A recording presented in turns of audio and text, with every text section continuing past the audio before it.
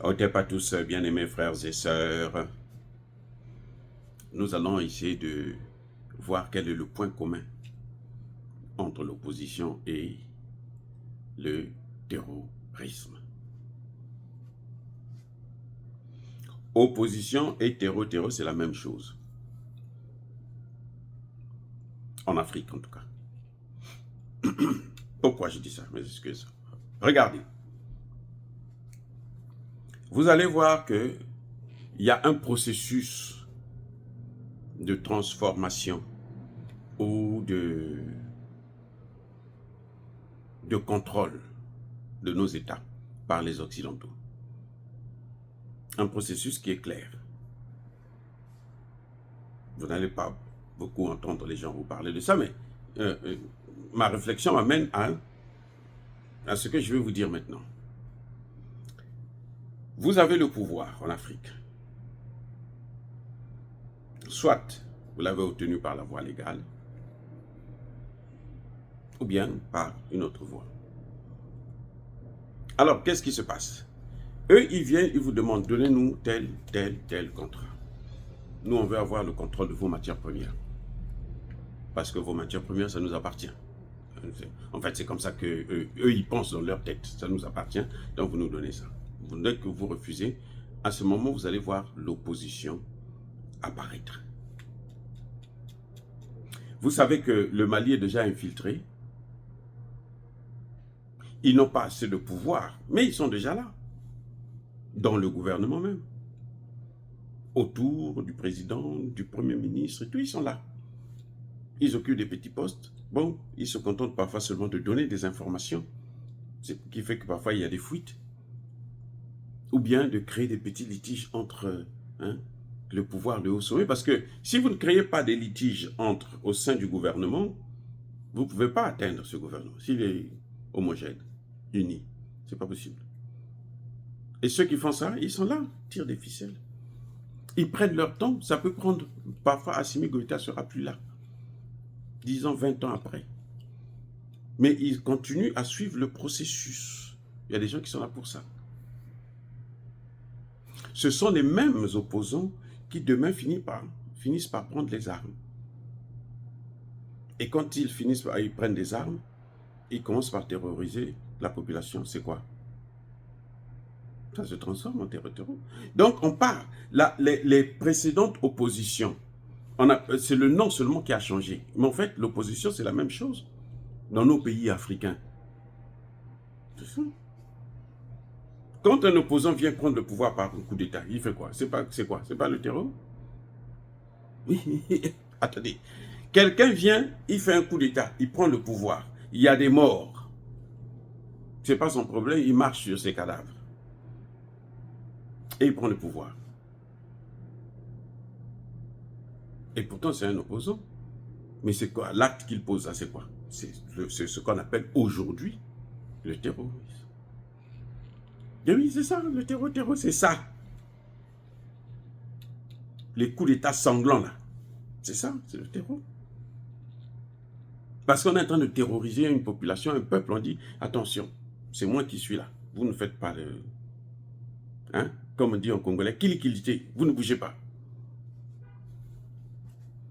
Ça a toujours été comme ça. Donc, ce que l'on appelle le concept qu'il y a aujourd'hui, le nouveau mot terreau, c'est exactement l'opposition par le passé. Et cette opposition-là, vous allez voir qu'elle a toujours été financée par l'Occident. C'est pour ça que vous voyez que pour la plupart des coups d'État se faisaient avec la complicité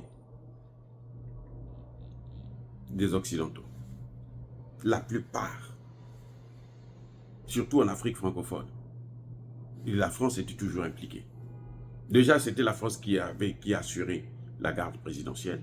Donc, c'est elle qui donnait les informations, qui avait le renseignement. Maintenant, de plus en plus, les pays évitent que la France puisse être autour. Mais c'est comme ça que ça s'est toujours passé. Lorsqu'on tue Laurent Désiré Kabila, c'est quoi? C'est un acte de terror. Ce n'est pas un acte d'opposition. C'est le terrorisme. C'est bien ça, ce que vous voyez, Laurent Désiré Kabila, c'est comme ça. Et la France avait pris l'habitude, ce qu'elle faisait, c'est que elle vous bloque les finances. Elle dit tout simplement, bon, je ne donne plus l'argent. Tu es au pouvoir, tu ne peux plus gérer. Parce que tu n'as pas l'argent pour payer les salaires des fonctionnaires. 1 mois, 2 mois, 3 mois, 4 mois, les gens sortent dans la rue. Maintenant, de plus en plus, il faut attendre même 1 an, puisque les gens passent 3 mois, 4 mois sans problème. Ils se disent, ah, de toutes les façons, si on sort dans la rue, on va nous persécuter, donc on laisse. Et ça devient emmerdant pour eux, les Occidentaux, ils ne savent plus quoi faire. Maintenant, les gens, pour sortir dans la rue, il faut attendre même 1 an. Après, bon, vous les voyez, commence à bouger dans certains pays. Et quand ils commencent à bouger comme ça, que fait le pouvoir en place? Il vous canarde. Il massacre les gens. Vous n'avez même pas le droit de revendiquer votre salaire en fin de compte. Et c'est fait exprès, c'est fait à dessein. C'est ce qu'ils ont voulu faire avec la Côte d'Ivoire. On a bloqué l'argent, les banques ferment, mais là, Gbagbo a été très intelligent. Il a compris que non, mais là, on veut me coincer avec l'argent. Moi, je veux prendre cet argent par la force. Le procès dont on parle, là, le braquage de la banque, là, c'est la nationalisation de la banque. En fait, même le juge ne connaît pas le vocabulaire. Le juge ivoirien là, qui a jugé cette affaire-là, il a des problèmes. Il faut qu'il reparte à l'école. Parce que ce n'est pas un braquage, c'est une nationalisation. Laurent Gbagbo a pris un décret pour nationaliser ces banques. Il a nationalisé et puis il a pris ça. Et il a dit, bon, allez, faites le travail. Et c'est là qu'ils se sont dit, non, non, non, il faut aller maintenant avec de gros moyens. Ce que Guillaume Soro a fait avec Alassane Ouattara pour prendre le pouvoir, c'est quoi? C'est le terreau. Ce n'est pas l'opposition. Ils appellent ça rébellion, mais c'est le terrorisme qu'ils appliquent. Parce qu'ils terrorisent une population. On met le feu dans un pays. Ce que Laurent, comment vous appelez, Guillaume Soro a fait, c'est ça. Posez-lui la question, il va vous dire.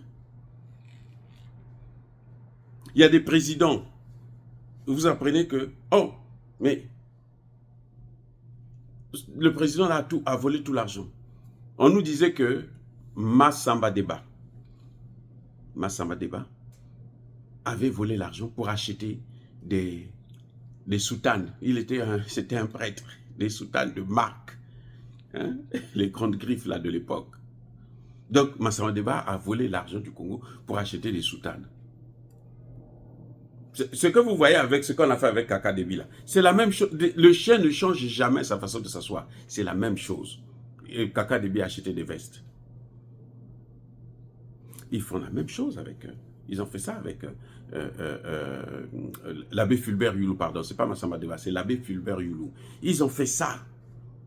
On nous a fait croire, nos parents de l'époque, on leur a fait croire qu'il a volé tout l'argent pour acheter des soutanes. Les gens se sont révoltés. Et puis Massamba Deba a pris le pouvoir. Oui. Après, il y a eu le coup d'État de Ngouabi. Mais comment on a fait partir Yobi? Là, j'étais déjà, je pense, au collège.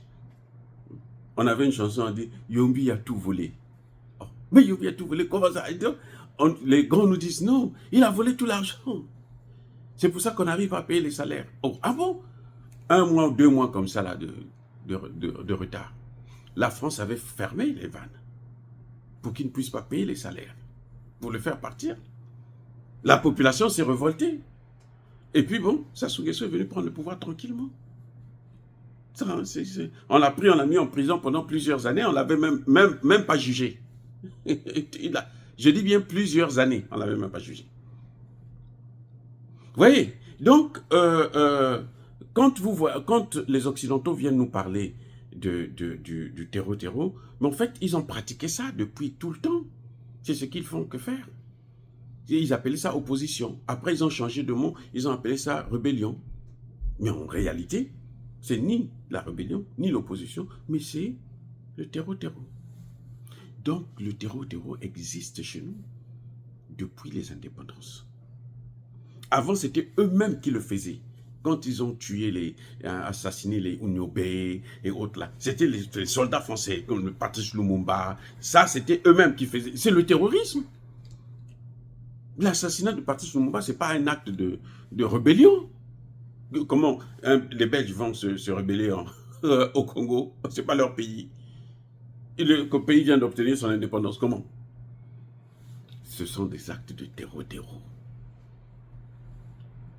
Maintenant, ils ont perfectionné le système au point où ils arrivent à trouver maintenant des Africains eux-mêmes qu'ils mettent devant, à qui on donne des armes, l'argent et tout, pour faire ce que eux, ils ont commencé à faire eux-mêmes au début des indépendances. Ce que vous appelez les rébellions, l'opposition armée. Ils changent de terme, opposition armée. Ah, comment ça, une opposition doit se faire avec des armes? L'opposition, c'est les idées. On s'oppose par rapport aux idées de quelqu'un. Non, opposition armée. C'est eux qui ont inventé ça, c'est pas moi. Parce que c'est pas l'opposition. C'est juste pour ne pas dire terreau-terreau. Après, maintenant, ils parlent de groupe armé. Et là encore, il y a le mot arme qui sort. Non, non, non. Ça nous ramène toujours à côté du terreau-terreau. Non. Ils ont changé maintenant. Ils parlent de djihadistes, les islamistes. Les islamistes qui brûlent une mosquée. Ouais, ils rentrent la première chose, ils brûlent la mosquée. Ils tuent les musulmans. Tu m'as entendu. Ils viennent dans un pays, 95% de la population est musulmane. Vous venez leur apprendre quoi encore? Pourquoi vous parlez de djihadistes? C'est une guerre sainte. Donc la guerre contre Satan. Il n'y a pas Satan. Ceux qui sont là, ce sont des anges comme vous. Mais vous dites que vous leur déclarez la guerre, vous les neutralisez. Ça, c'est ce qu'on appelle le terreau-terreau. L'opposition occidentale, l'Occident collectif a toujours fonctionné comme ça. Ils ont seulement changé de nom. Ils ont changé de nom, mais ils ont toujours été comme ça. Ils sèment la terreur dans nos pays. Jusqu'aujourd'hui. Oui.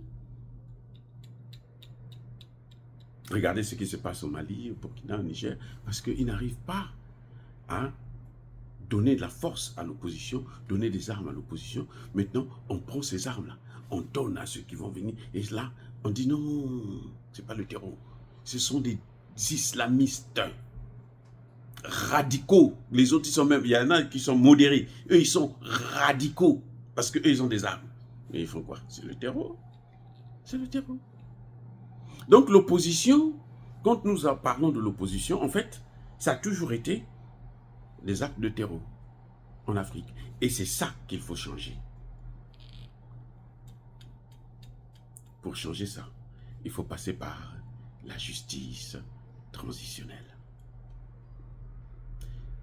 Si vous ne passez pas par la justice transitionnelle, ça va être un peu difficile, les gars. Vous allez être comme les autres, parce que vous allez répondre. Hein? Quelqu'un qui vous attaque avec des armes, vous ne pouvez pas lui répondre par des paroles. Vous n'aurez même pas le temps de sortir 2-3 paroles. Donc, quelqu'un qui vous attaque avec des armes, il faut lui répondre aussi avec des armes.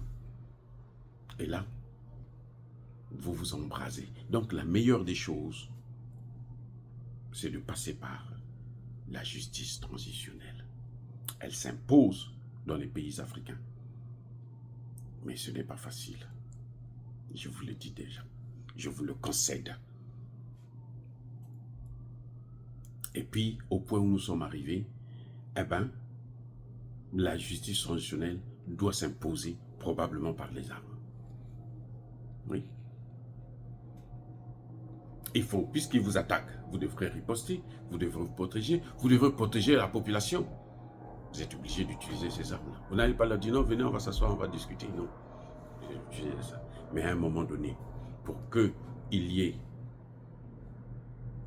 plus de fractures sociales, il faut passer par la justice traditionnelle.